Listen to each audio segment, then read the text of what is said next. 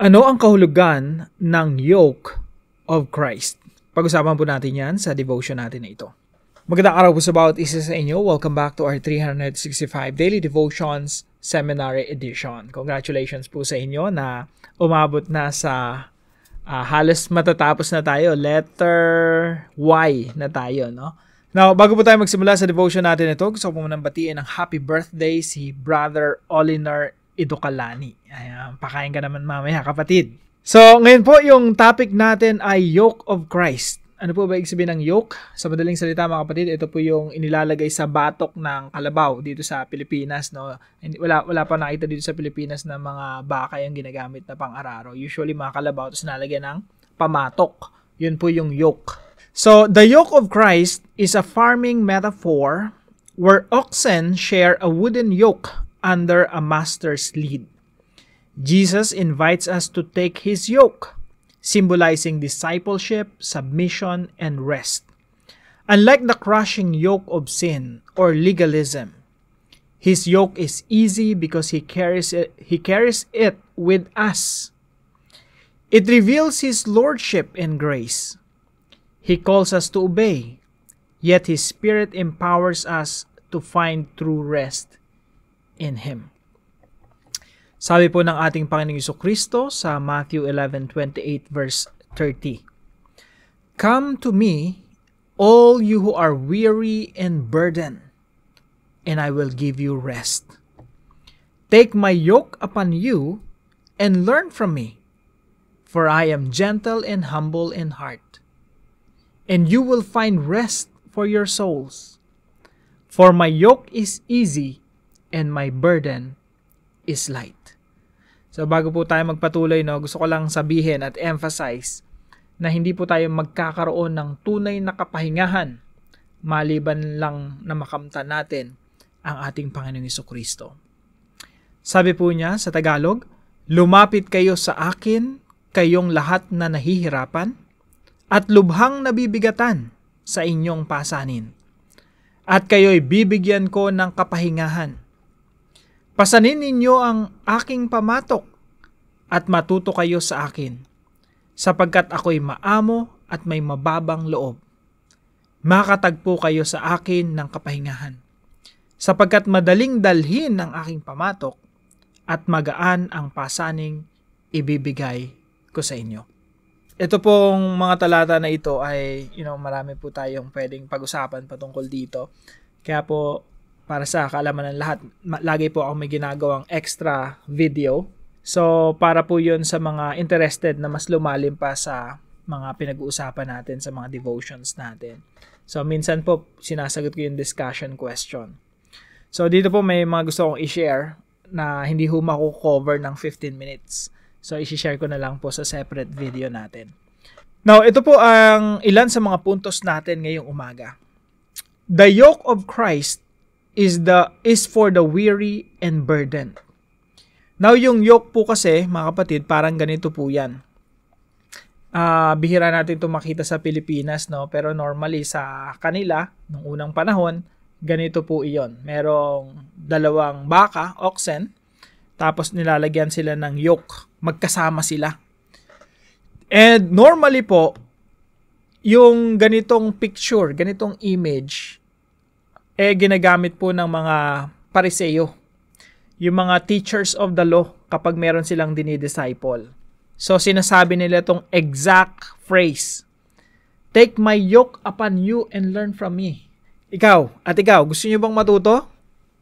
Take my yoke upon you and learn from me. No? Makipamato kayo sa akin, tapos kung ano yung ginagawa ko, gayahin nyo. That's basically the, rabbinic phrase na ginagamit nila. So, ang problema, nung unang panahon, yung mga rabbis, mga teachers, mga pariseo, masyadong mabigat yung pinapagawa nila dun sa kanilang mga disciples, sa mga sumusunod sa kanila, na sila mismo, hindi naman sila willing gawin. Kaya nga ipokrito yung tawag sa kanila ng ating Panginoong Jesucristo.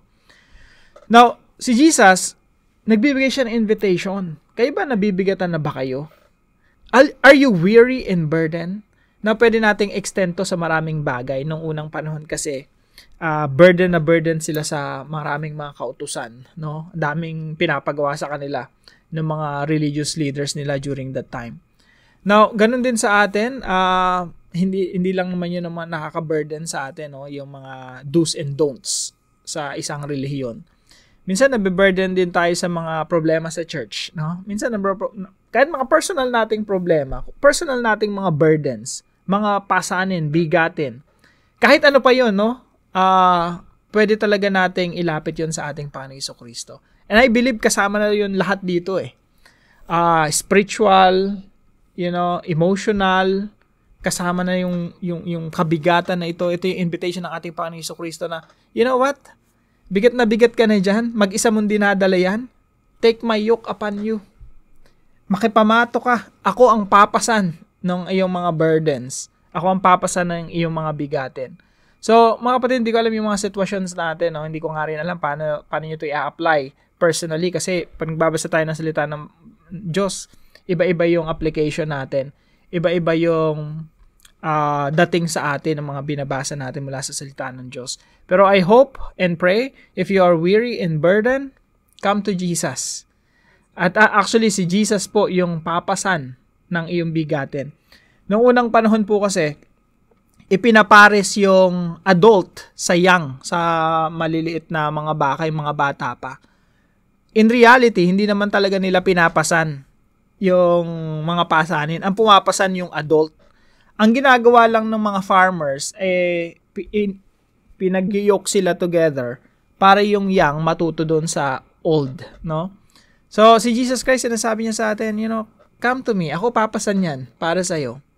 Come to me all you are weary and burdened, and I will give you rest. Then, magkakaroon ka ng kapahingahan. Mapapahinga ka, kasi ako ang papasan yan para sa'yo. So, the yoke of Christ is for the weary and burdened. Pangalawa po, the yoke of Christ invites us to a close relationship. Kaya po, kung hindi natin maintindihan yung yoke na to, hindi natin maintindihan kung gaano ka-close yung invitation ni Jesus Christ. Come to me, Take my yoke upon you and learn from me. Gusto ko nang magkaroon ng close relationship with you. Kaya mga kapatid, kung itong devotion na to ay i-share sa iyo ng mahal mo sa buhay at hindi ka pa nagsusuko ng iyong buhay sa Panginoon, now is the time to surrender your life to Jesus. If you want to find rest, you cannot find rest in anywhere else but the Lord Jesus Christ. Only in Christ you can find true rest. And that rest is rest for your souls. Sabi nga rito, I will give you rest. And then sabi rito sa pangalawa, you will find rest for your souls. So the yoke of Christ invites us to a close relationship. Talagang side by side, no? Magkasama. And pangatlo po, the yoke of Christ calls us to be His faithful disciples.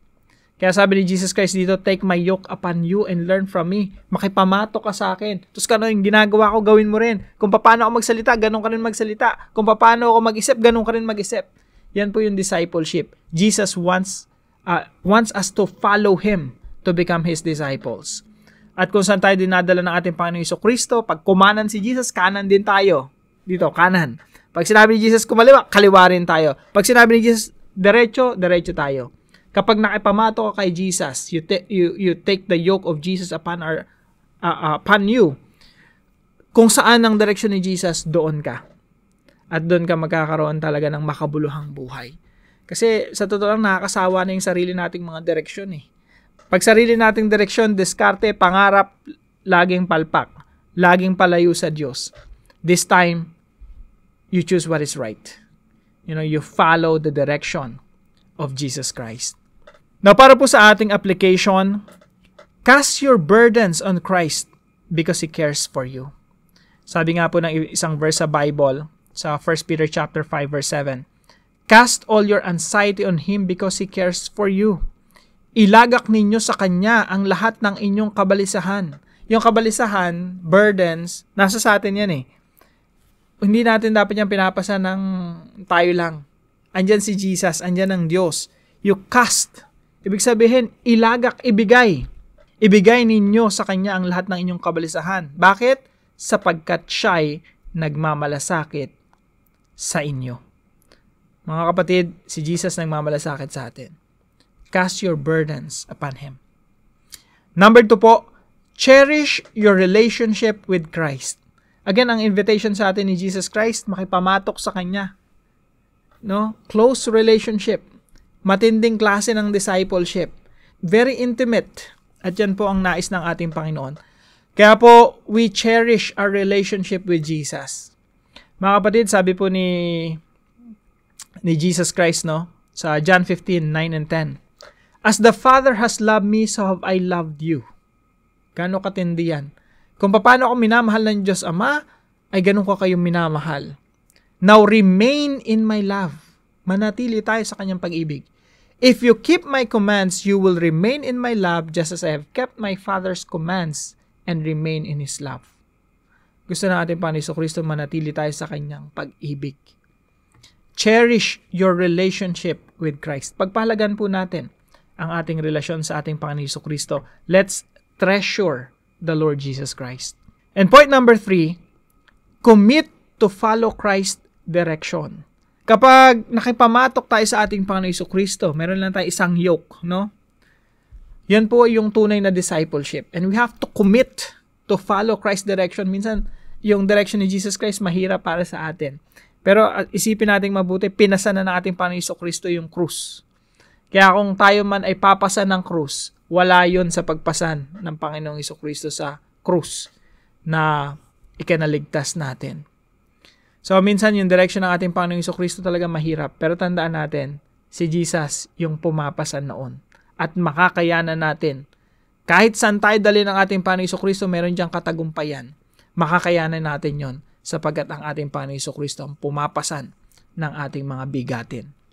Kaya mga kapatid, pag tayo nakipamatok sa ating Panginoong Jesucristo, doon talaga tayo makakasumpong ng kapahingahan. Sabi dito, isipin nyo, 2 beses sinabi ni Jesus yung rest, yung pahinga. Come to me all you who are weary and burdened, and I will give you rest. Bibigyan ka ng kapahingahan ng ating Panginoong Jesucristo. Bakit? Siya kasi yung ating older brother. Tayo yung younger brother, no? Or sister.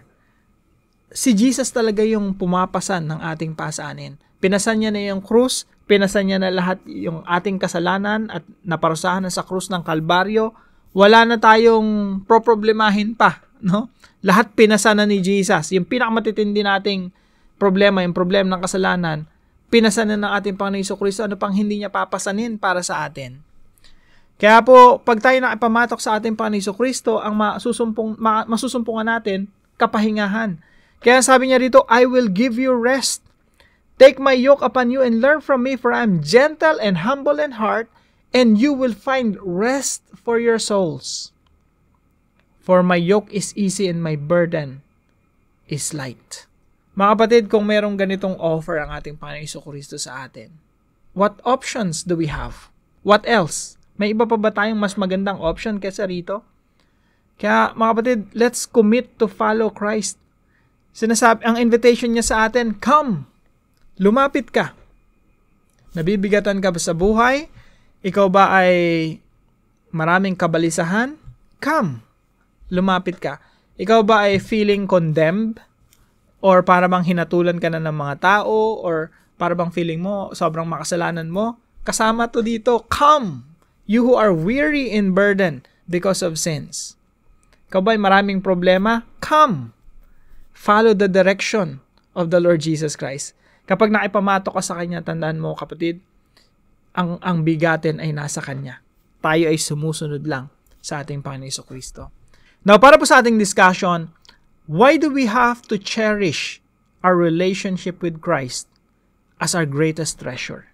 Samahan niyo po ako sa panalangin. Lord Jesus, thank you that your yoke is easy and your burden is light. You invite me to come to you, not to be crushed by duty, but to find rest in your grace. Teach me to surrender daily to your Lordship. May your Spirit enable me to walk faithfully in joyful obedience. Help me to follow your lead at all times. Lord, I want to rest in your presence. Please give me peace of mind and calm my heart, knowing that you are my sovereign King. May my life reflect the freedom and peace that comes only from bearing your yoke. May I become your faithful disciple. I pray that in all things, God may be glorified. Maraming salamat po sa katuwang natin, partner natin para sa devotion natin na ito, si Sister V. Pagpalain ka ng ating Panginoon, kapatid. At kung kayo po ay mayroong natutunan sa pinag-aralan natin ngayong araw, paalam niyo lang po sa comment section right below this video. Na-appreciate ko po yung inyong mga comments. At huwag po natin kalimutang ibahagi itong devotion natin na ito sa ating mga mahal sa buhay. Magandang umaga po. Magkita-kita tayong muli bukas 5:00 ng umaga dito sa ating Daily Devotions.